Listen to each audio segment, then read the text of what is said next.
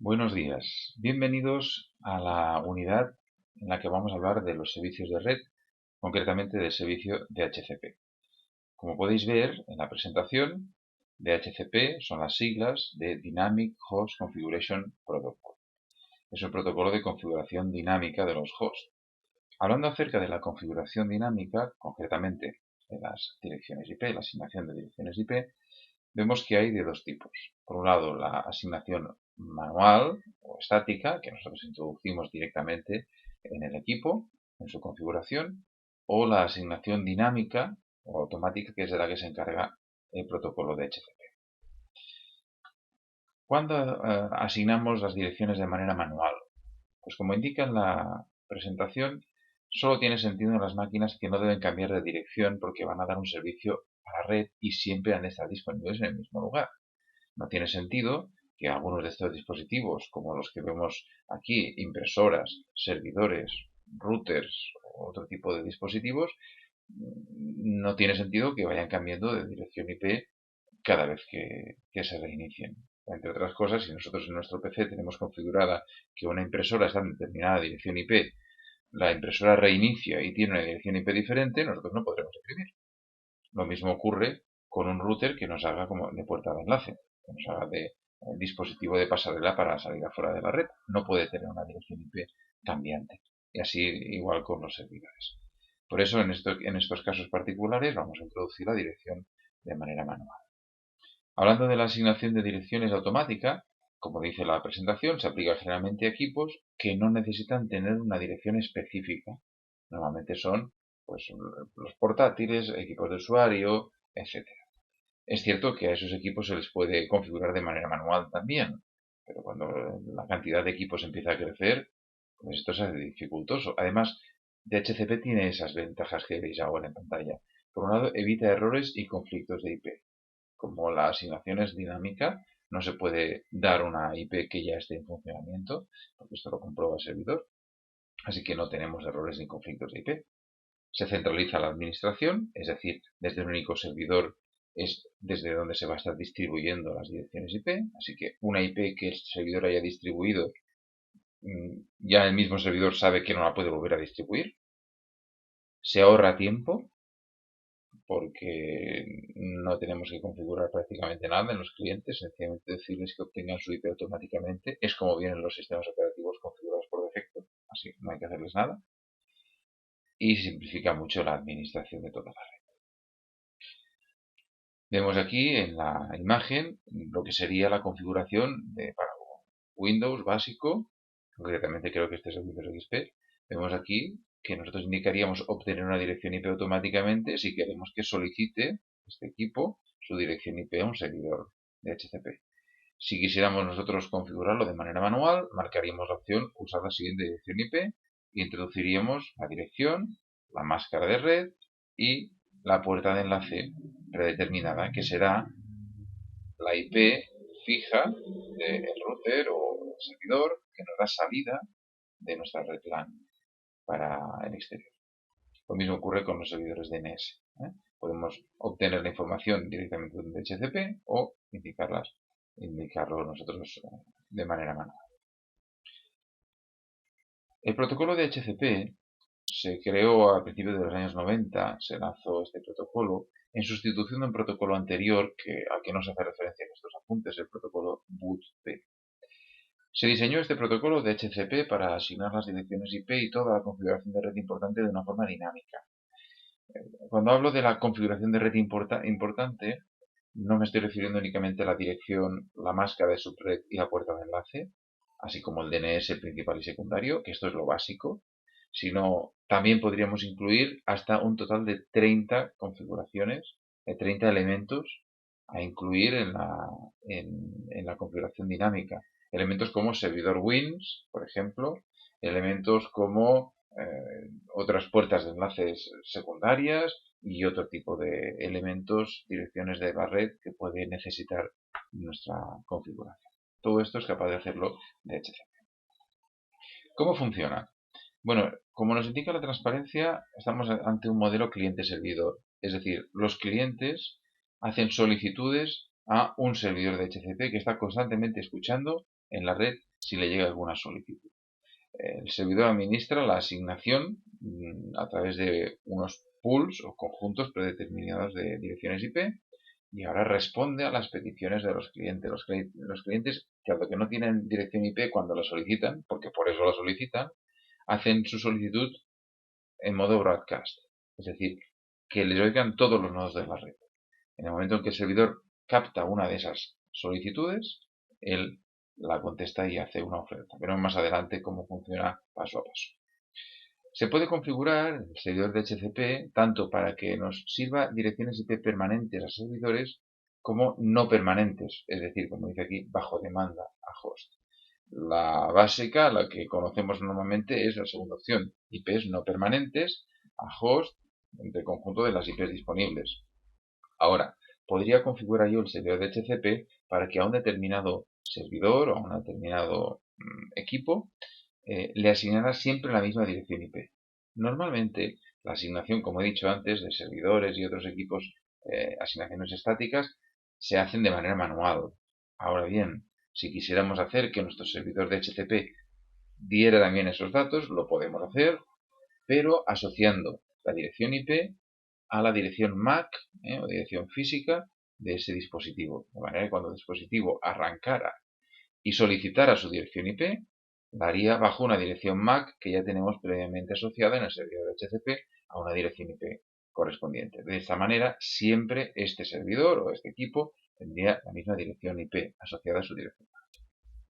En el caso de las direcciones no permanentes, son configuraciones que se alquilan durante un tiempo, lo que se llama el lease time.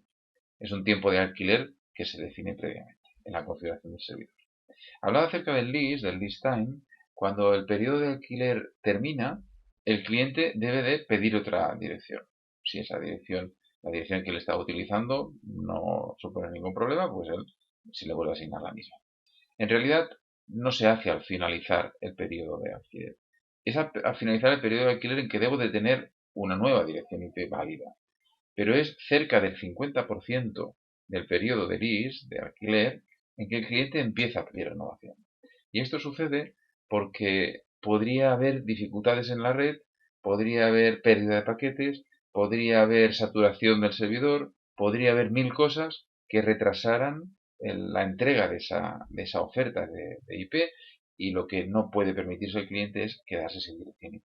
Por eso, a la mitad del tiempo de lease, si el lease son 8 días, pues al día número 4 lo solicita. Si el lease son 10 segundos, al segundo número 5 lo solicita, para asegurarse de no quedarse sin dirección IP. ¿Cómo funciona o cuáles son los mecanismos de asignación de la dirección IP? Como os decía anteriormente, pues podemos hacer asignaciones asociadas a una MAC. Aquí lo hemos explicado de manera más detenida. Tenemos tres tipos de asignaciones. Una, la asignación manual o estática, es decir, IP y MAC. IP y MAC. De esta manera, todos los MACs que están registrados, las direcciones físicas registradas, se asociarán siempre a su correspondiente dirección IP. Podemos hacer una asignación automática. La asignación automática es la del alquiler ilimitado. Es decir, nosotros ponemos la opción de lease time a infinito y ahora, pues la asignación que reciba una máquina, mientras él no la libere, va a ser para él. Y luego podríamos hacer la asignación dinámica, en la que configuramos el valor de lease time, indicando un periodo de tiempo limitado, corto, y ahora, pues el cliente, cuando vence su lease time, debe liberar la dirección IP, solicitar otra y posiblemente le asigne la misma, pero pudiera no asignar la misma. Este sería el caso de la asignación dinámica. ¿Qué características tiene como protocolo? Utiliza como protocolo de transporte el protocolo UDP. Sabemos que el protocolo UDP, a diferencia del protocolo TCP, no establece un canal de comunicaciones antes de transferir los datos. Es decir, hace solicitudes y no espera un acknowledge, no espera una confirmación del envío. Por eso, en el caso de DHCP, se hacen solicitudes a la red y se espera que exista una respuesta. No hay un establecimiento de un canal. El servidor está escuchando por el puerto 67, siempre, y el cliente por el puerto 68. en la misma red pudieran haber más de un servidor de DHCP. Y si los hay, pues como las solicitudes son en broadcast, todos van a recibir la solicitud de que alguien quiere una IP. Si el funcionamiento es que cuando arranca una máquina dice quiero una IP y lo dice a los cuatro vientos, lo dice por broadcast. Ahora, todos los servidores que oyen esa petición hacen una oferta en cuanto a, a un conjunto de dirección IP, máscara, portaenlace, etc. El cliente recoge todas las ofertas y escoge solo una de ellas. Normalmente escogerá la que primero recibe. Podemos ver aquí el modo de operación de DHCP.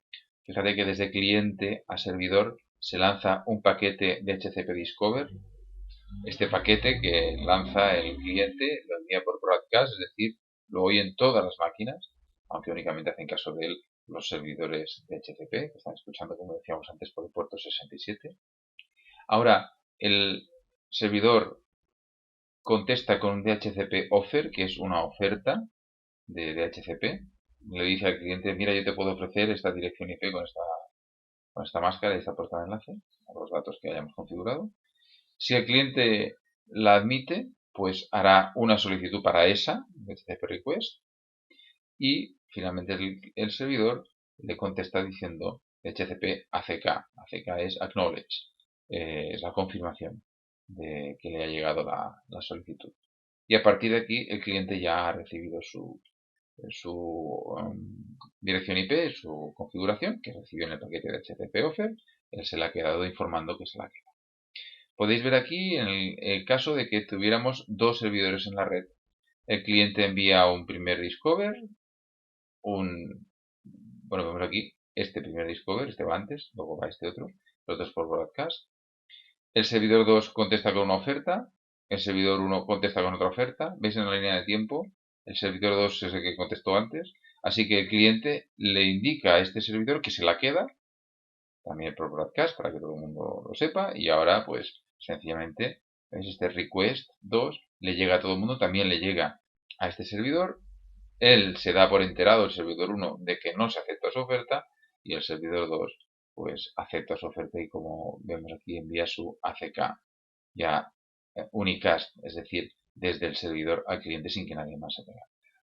Básicamente esta es la operación de DHCP. Aquí tenemos una nota interesante con respecto a las máquinas clientes de Microsoft. Habréis visto en algunas circunstancias en las que no funciona el DHCP, hay algún error, un router apagado, mil cosas que pueden ocurrir, y se nos da un mensaje de error diciendo conectividad limitada o nula y una dirección IP de este rango, 169.254.00/16. Esta dirección IP, que es la dirección que se adquiere por defecto, en el caso de los clientes Microsoft, recordemos, porque en el caso de otros sistemas operativos esto no existe, esto se hace con el objetivo de que todas las máquinas de la red LAN que sean Microsoft tengan capacidad de poderse comunicar por la red. No van a poder ser enrutadas hacia el exterior, porque esta dirección IP no es del rango de la puerta de enlace, no van a poder salir. Ahora, en un caso hipotético, podría existir cierta comunicación entre las diversas máquinas que conforman la red LAN y se podría trabajar mínimamente con una configuración así. A pesar de que esto es así, como dice aquí, el cliente seguirá comprobando la existencia del servidor de DHCP en segundo plano. Es decir, trabajará con esa dirección IP que le permite cierta conectividad solo dentro de la LAN, pero cada 5 minutos va a ir comprobando si existe un servidor de DHCP. En el momento que lo encuentre, él sustituirá la configuración anterior que tenía, limitada, por una configuración nueva que le permita usar toda la funcionalidad de la red. Hasta aquí hemos visto básicamente cómo funcionan los servicios de DHCP. Ahora es momento de poderlos montar para cumplir con los requisitos de la práctica que se os propone en la unidad formativa. Os facilito aquí diversos recursos para montar el DHCP. El DHCP puede montarse en 3 plataformas diferentes. Veremos en esta primera plataforma la configuración en un router Cisco, porque de hecho los routers como dispositivos de red pueden suministrar DHCP. Veréis en este vídeo de YouTube que este señor Gabriel Barreto, lo explica razonablemente bien cómo es la configuración de un DHCP en un router Cisco. Veréis también que podemos montar un DHCP en un Windows Server. El señor Jair Gómez explica cómo configurarlo en un Windows Server 2012. Y finalmente también veréis aquí cómo configurarlo en un Linux Server. Aquí tenéis al autor, Víctor Salinas, que explica cómo configurar un DHCP en un servidor Linux. Espero que os sea de utilidad toda esta información y que con ella podáis superar la parte de la unidad formativa que trata de DHCP Server. Saludos.